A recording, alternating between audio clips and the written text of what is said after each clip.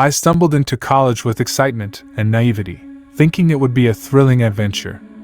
Little did I know that my college experience would morph into a nightmare that still haunts my dreams. It all started innocently enough. Late-night cramming sessions in the dimly lit library, the incessant buzz of fluorescent lights overhead, and the pungent smell of stale coffee lingering in the air. As the semester trudged on, a sense of unease settled in the pit of my stomach. I lived in a cramped dorm room on the outskirts of campus, its narrow hallways echoing with strange whispers at odd hours. Every night, as I lay in my creaky bed, the shadows seemed to dance, casting eerie shapes on the peeling wallpaper.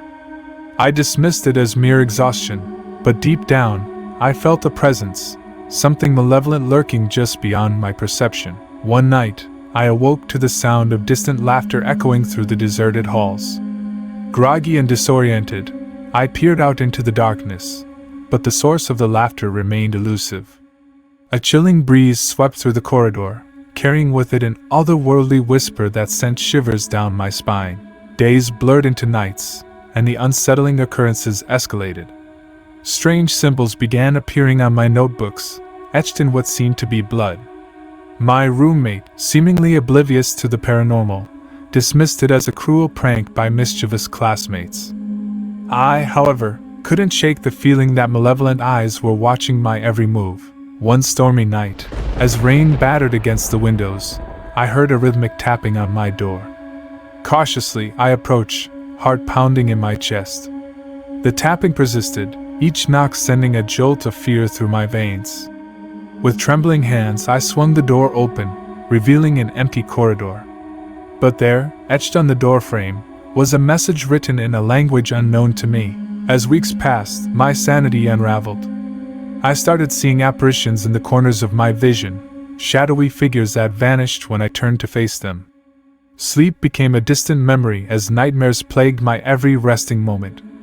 The college, once a place of knowledge and camaraderie, had transformed into a malevolent entity, feeding off the fear that permeated the air. One evening, driven by a strange compulsion, I ventured into the abandoned wing of the campus rumored to be haunted. The air grew thick with an unnatural chill as I navigated the labyrinthine hallways, the flickering lights casting grotesque shadows on the peeling walls. A distant sound, a haunting melody, echoed through the desolate corridors, drawing me deeper into the heart of darkness. As I turned a corner, I stumbled upon a room bathed in an ominous crimson glow. The walls were adorned with bizarre symbols, and a circle of flickering candles illuminated a grotesque tableau.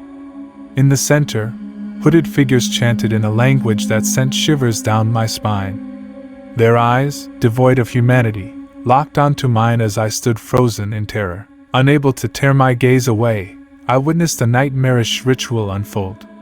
Shadows writhed and contorted, merging with the hooded figures in a grotesque dance. Unearthly whispers echoed in my mind, and I felt a malevolent force probing the depths of my soul. A cold hand gripped my heart, squeezing the life out of me. In that moment, I realized the college was a facade, a breeding ground for dark forces that thrived on the fear and vulnerability of unsuspecting students. The lines between the supernatural and reality blurred, and I became a pawn in a sinister game played by forces beyond comprehension. I fled the cursed halls, leaving the haunted echoes of that accursed night behind. The nightmares persisted, a never-ending reel of horrors that haunted my every waking moment.